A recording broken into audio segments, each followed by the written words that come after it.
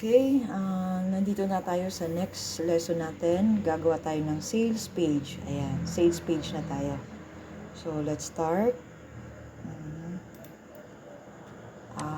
Dito, meron na akong dalawang funnel. So, mag-add na lang tayong isa. Kasi, limit lang yung free for 3 funnels. So, mag-add tayo ng isa. Okay, so, gagawa tayo. Pangalan ng ating binibenta na product. Let's say, digital product. Yan. So, yung purpose natin ng funnel na ito is to sell. Okay, kaya ito yung piliin natin. Yung build an audience, ito yung kukuha ka lang ng email nila. Itong tawag nila or bridge page or squeeze page. Okay? So, nandito tayo sa sell since ang purpose natin is to make a sales page. Okay? So, click natin yung say, sell. Then, for the currency is nasa base natin is peso since yung market ko natin is peso. Pwede nyo yan ma-change into dollars or euro pag yung market nyo is nasa ibang bansa. Okay, let's save this one. Okay, eto na. So, click natin yung digital products. Okay. So, sa cell yung napindot natin, di ba? So, sa cell, meron na siyang dalawang funnel. Dalawang page. Ito yung order form and thank you page. Wala pa sang sales page. Gagawa pa lang tayo. So, mag-add tayo ng step. Dito yon sa baba. Okay? So, anong pangalan ng product natin? Na digital product. Yan. So, yung purpose natin is to make a sales page. So, hanapin natin si sales page. Ayan. Then, save. Okay? Before, yung system.io, meron yung blank. No? Ngayon, hindi mo na makita yung blank. Lahat ng mga templates na. Meron ng templates. Yan, dami yan. Dami yan. So, pwede nyo na-explore kung anong gusto nyo yung templates. But for the meantime, mag-choose muna tayo. Pwede nyo ma-preview yung template. Example, ito. Yan. Yan. Okay naman to. Magustuhan natin. So, ito yung piliin natin. So, magsiselect na tayo. Okay. Then, nakita nyo yung name. Okay. Pwede nyo itong makopy. Yan. Copy. Then, paste here. Para alam nyo kung anong page yung ini-edit nyo. Then, dapat walang space. Yung digital product is may space. Dapat sa URL walang space. Okay? Already exist. Funnel, okay, kasi pareho pala. So, dapat hindi pwede. Kasi yun yung pangalan natin for the funnel, di ba? Yan. So, lagyan na lang natin ng 1. Okay? Then, meron sang check. So, mag-edit tayo ng page.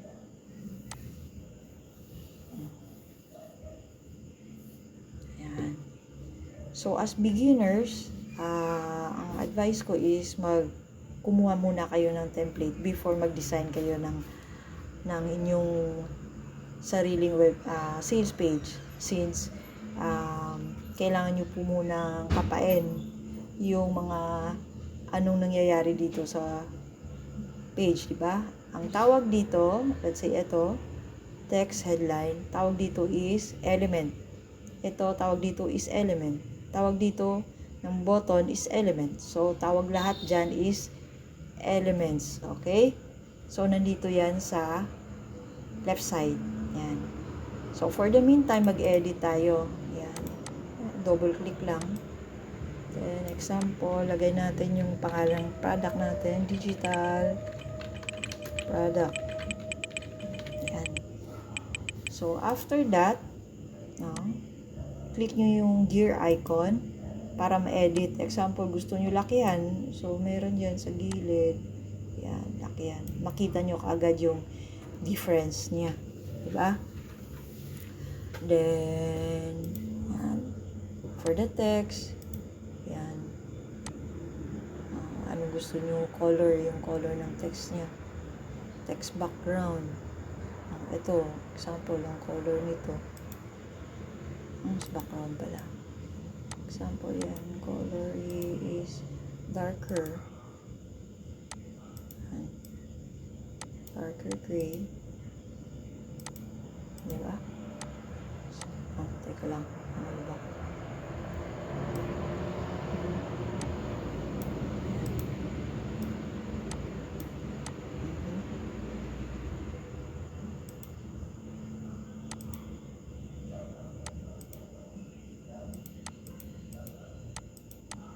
Ayan, pwede kayong mag-choose ng color anong gusto ninyo. Okay?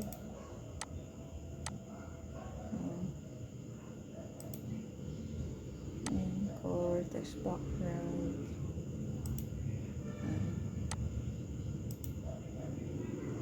Explore nyo lang yung elements, no? Click nyo yung gear. Example, gusto nyo ng palitan ng font nito, nandito naman yung font types. So, ito. Ayan. Color font. Ayan. Italic na. Bold, italic. See? Na. Ayan. Example lang yan. Then, gusto nyo palitan yung color ng button. Let's say, ganyan. Ayan. Ayan, diba? Then, yung saan mo siya papuntahin. Ang nakalagay dito sa button is next step URL. So, sa next step nito, doon siya pupunta. Anong ibig ba sabihin ng next step? Teka lang ha. Save muna natin to. Okay. Labas tayo para makita.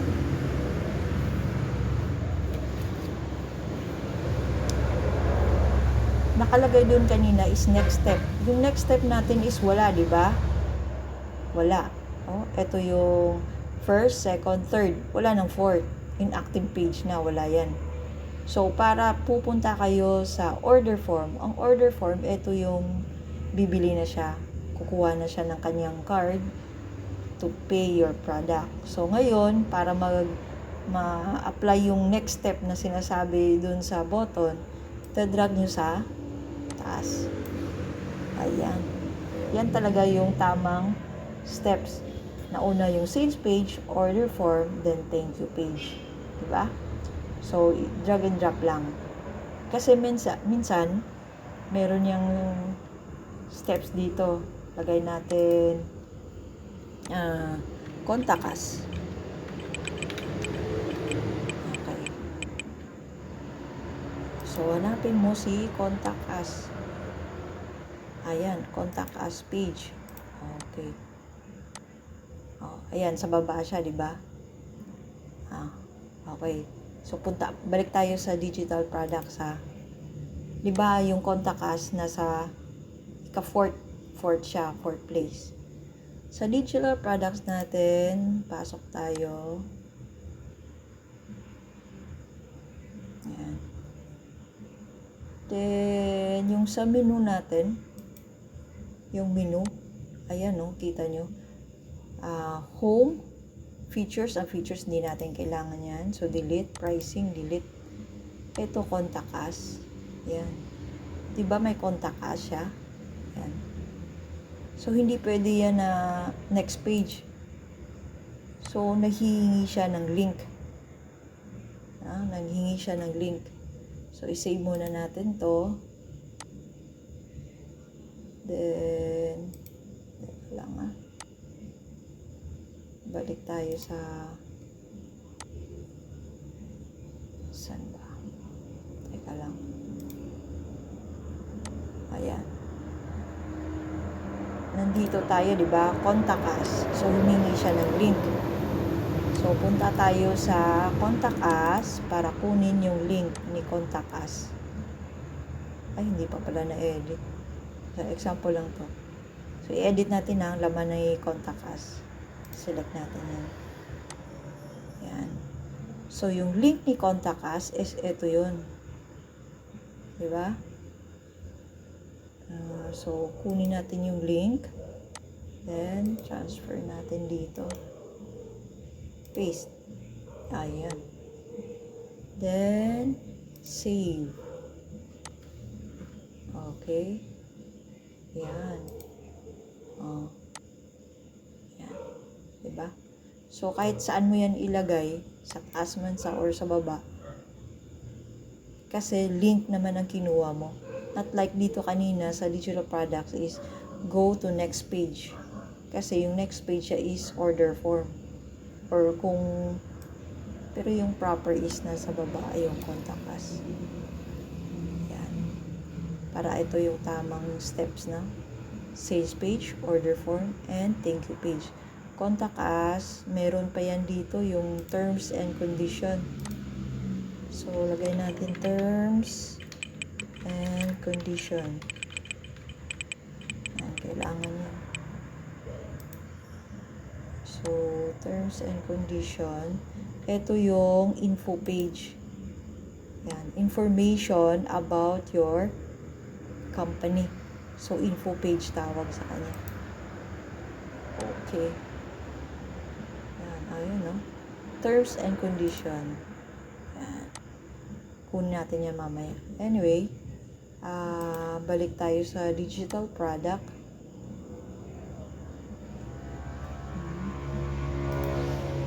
Edit. Ayan. Ayan. Okay. So, mag-change lang kayo ng mga image.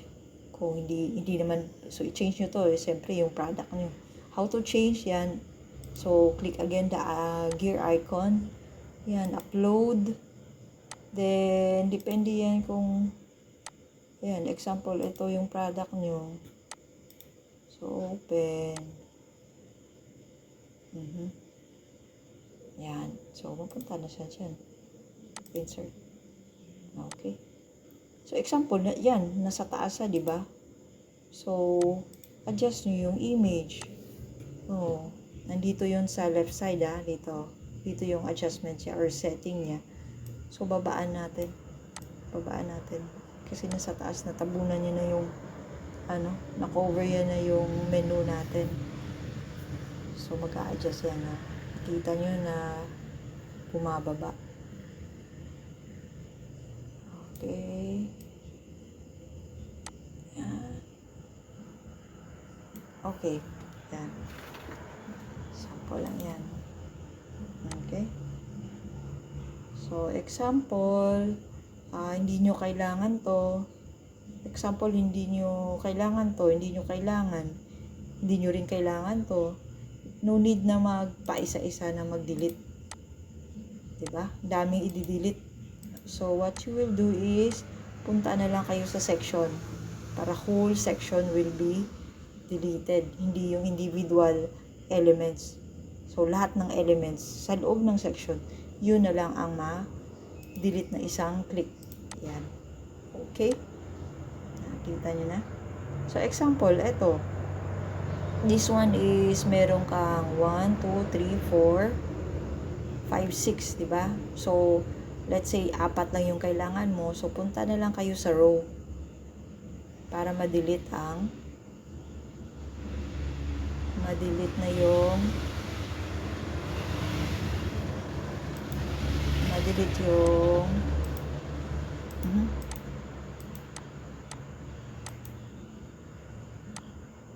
whole row. Ayan. So, 4 na lang. Ayan. Okay? Ayan. Change nyo na lang. Edit. Mag-explore kayo dito. O, paano ba gawin dito? Example, meron kayong gustong i-add na video ng product ninyo. Gusto nyo i-showcase yung video. So, pwede lang yan mag-add kayo dito. Drag and drop. Ayan. Diba? Ayan. Kita nyo na?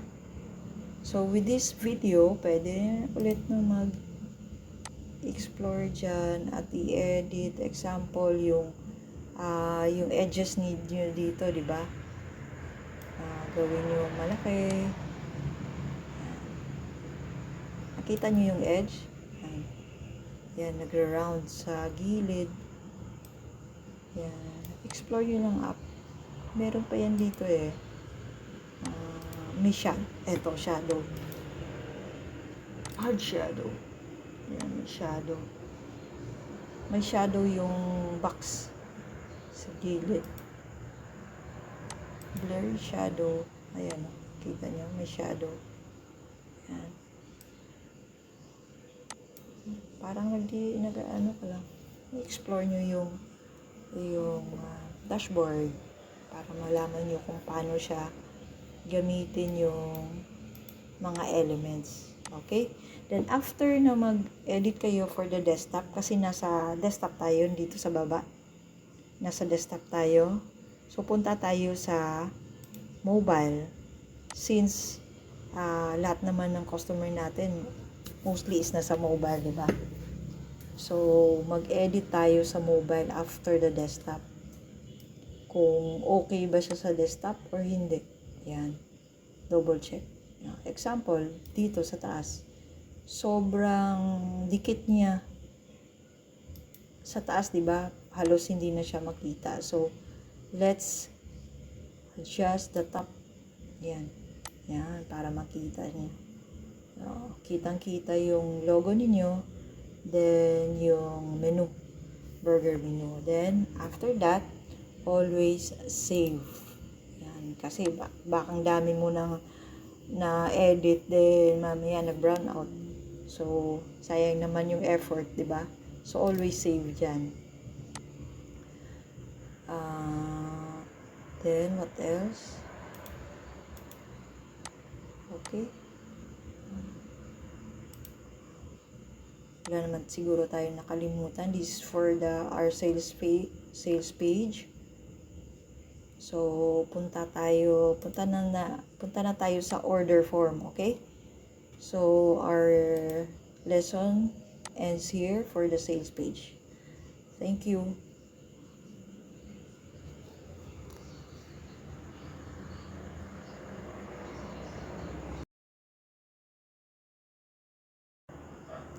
Additional tip lang sa paggawa ng landing page. Gumagamit kasi ako ng AI. Lahat ng ginagawa ko, gumagamit ako ng AI para mapabilis yung trabaho. Okay? So, yung ginagamit ko is Bing. Yung Microsoft Bing. Yung iba is ChatGPT. Yung iba paid. Okay? So, nasa free lang ako. Pindutin natin yung B or yan yung chat. Okay? So, earlier, nag-chat na ako sa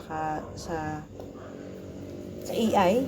Sabi ko, pretend that you are a landing page designer. Make a convincing outline for your landing page for a digital products. Ito yung kagad yung sagot niya. Yan. Diba? So, meron tayong outline kung paano gawin yung ating landing page or sales page. Yan. Diba? Merong headline. Punta tayo. Ayan. Okay, may headline.